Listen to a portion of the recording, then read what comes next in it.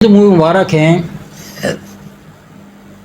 آپ نے جن لوگوں نے شروع میں اس فقیر کے گھر سے یہاں سے زیارت کی تھی مبارک کی، تو آپ کو یاد ہوگا کہ اس کا سائز کتنا تھا مبارک کا؟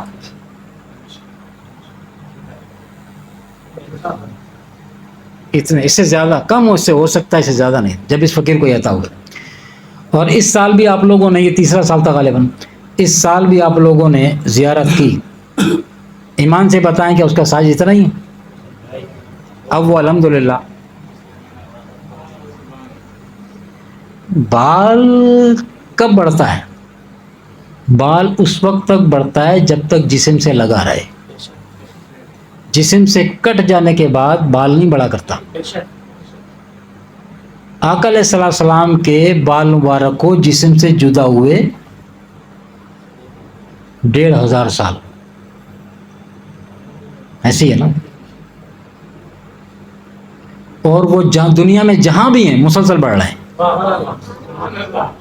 اچھا، بڑھتے نہیں ہیں، فیضیاب بھی کرتے ہیں، صرف بڑھتے نہیں ہیں، فیضیاب بھی کرتے ہیں۔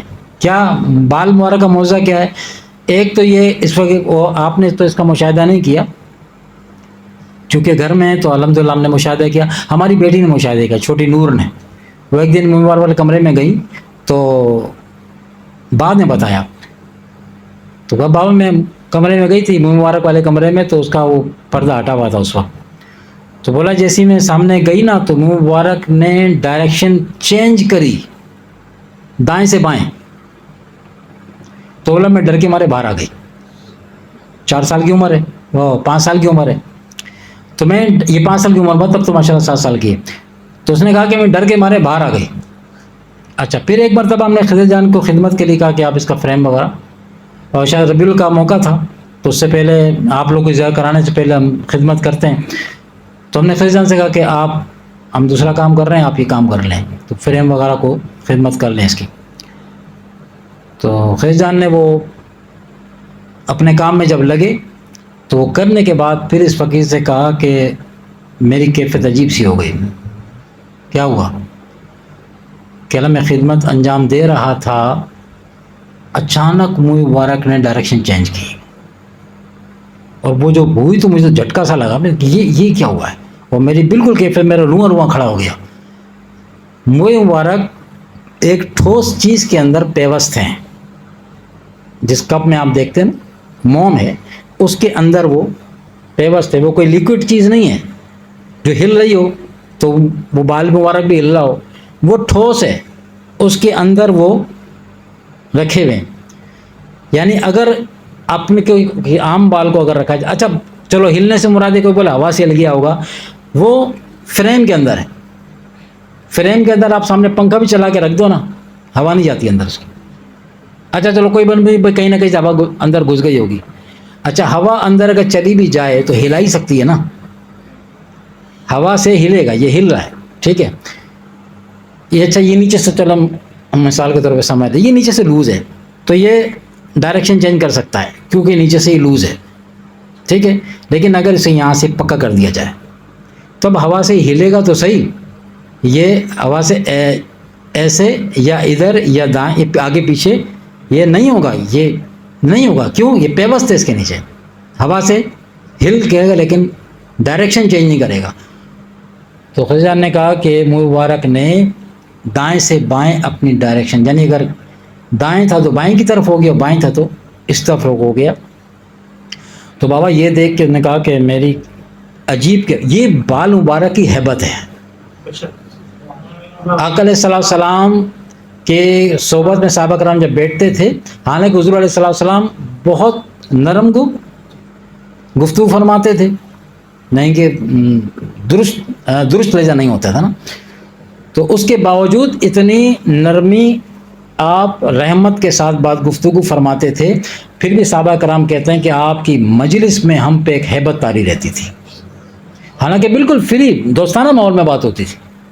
حضور نے اس طرح کسی کو ڈرایا دھمکایا نہیں اپنی ذات کے حوالے سے، بالکل دوستانہ ماحول میں، لیکن ایک نبوت کی جو ہیبت تھی، اللہ کے نبی تو ہے نا، وہ ہیبت وہ دلوں پر قائم رہتی تھی۔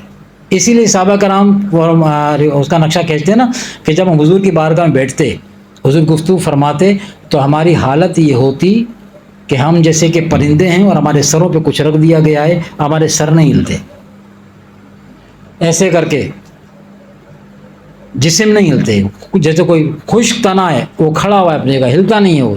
ہمارے ادب کا معاملہ یہ ہوتا تھا کہ ہم اپنے آپ کو اتنا ساکت رکھتے تھے کہ دائیں بائیں خواہ مخواہ کا ہلنا بھی بے ادبی شمار سمجھتے تھے۔ اس طرح کا بارگاہ رسالت صلی اللہ علیہ وسلم کا ادب تھا۔ یہ ادب کیا تھا؟ وہ ہیبت تھی نبوت کی، وہ کرتے تھے۔ تو حضور علیہ الصلوۃ والسلام کے بال مبارک جو ہیں وہ دنیا میں جہاں کہیں بھی ہیں وہ باقاعدہ بڑھے۔ آپ سوشل میڈیا پہ دیکھتے ہوں کہ بالوں کے ذہن میں بات آتی ہے کہ اتنی بڑی بڑی بھی زلفیں آپ نے دیکھی ہوں گی۔ پچھلے دن فقیر نے بھی زیادہ کی، وہ شیئر بھی کی تھی گروپ کے اندر، تو غالباً ترکی یا یمن میں وہ زلف مبارک ہے، تو وہ باقاعدہ ایک زلف مبارک ایک لچھا ہے، کئی بال مبارک ہے، لٹ جسے کہتے ہیں نا۔ تو کسی نے ہم سے کہا کہ یہ ایک دو چار بال تو دیکھے سنے، لیکن یہ اتنی پوری زلف ہے، پوری ایک لٹ ہے، یہ کیسے ہو سکتا ہے؟ یہ تقسیم ہوتی تھی اس کی، تو ایک دو بال کسی کے پاس آئے، دو چار بال کسی کے پاس، تو یہ کیسے ہو سکتا ہے؟ میں کہ بالکل ہو سکتا ہے۔ آقا علیہ السلام کے بال مبارک نے شروع میں سنا کبھی کان تک ہوتے تھے، کبھی کان سے تھوڑے نیچے، اور کبھی شانے تک۔ جو بال شانوں تک آتے تھے تو پھر وہ زلفوں کی صورت اختیار کرتے تھے۔ اور آپ نے یہ بھی سنا کہ حضور کے بال کنڈلی والے تھے، گھنگریالے، تو جب بڑھتے تھے تو وہ یوں گھنگریالے ہوتے تھے۔ تو وہ جب اتنے بڑے بال ترشوائے جائیں گے تو لٹھی ہاتھ آئے گی نا، پھر ایک نہیں وال آئے گا، پھر ایک لٹ ملے گی، تو پھر جس کے ہاتھ میں پوری لٹ آ گئی نا، جس صحابی کے ہاتھ میں پوری لٹ آئی ہوگی، یا کئی ایک صحابہ کر جب بھی موقع ملے ہوں گے، زندگی گزری ہے صحابہ کرام کے ساتھ، تو جس کے ہاتھ میں پوری پوری لٹ آئی انہوں نے اس کو تقسیم نہیں کیا، وہ اپنے پاس رکھا۔ جس طرح ایک بال مبارک بڑھتا ہے اس طرح پوری پوری لٹ بڑھی ہے، تو اس پہ تعجب و حیرت کی بات ہی نہیں۔ جس طرح ایک بال بڑھ رہا ہے تو سارے بال بھی اسی طرح بڑھ رہے ہیں، الحمدللہ۔ تو آقا علیہ السلام کے منہ مبارک آج بھی الحمدللہ یہ ان کا معجزہ ہے، وہ بڑھتے ہیں، ڈائریکشن بھی چینج کرتے ہیں دائیں بائیں۔ حضور علیہ السلام کے درود شریف اگر ان کے سامنے پڑھا جائے وہ تب بھی حرکت کرتے ہیں۔ قرآن مجید کی تلاوت کی جائے، فقیر نے سائیں غلام قادری علیہ رحمہ کی بارگاہ میں عرض کیا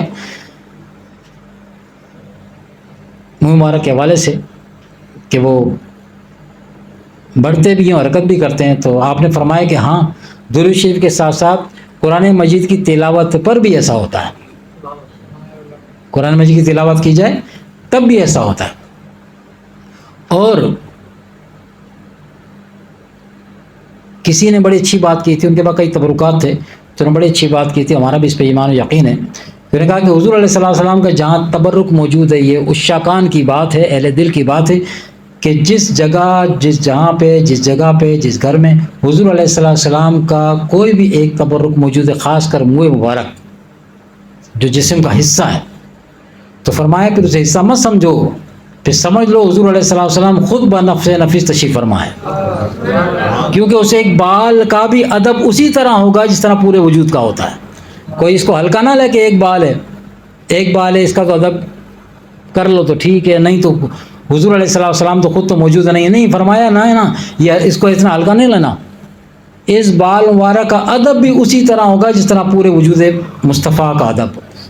اس لیے حضور کی حدیث جو شروع پڑی کہ اپنا فرمایا جس نے میرے ایک بال کی بھی توہین کری اس پر جنت حرام ہے، جان بوجھ کے توہین کری جنت حرام ہے۔ کسی بھی اللہ تعالیٰ ہم سب کو صحیح معنی میں آقا علیہ السلام کے ساتھ غایت درجے کی محبت رکھنے اور دوسروں تک اس محبت کو بانٹنے کے والا بنائے، اور آقا علیہ السلام کے دین مبین کی ہم سب کو تبلیغ اشاعت کرنے کی توفیق اور ہمت فرما و ما علینا الا البلاغ۔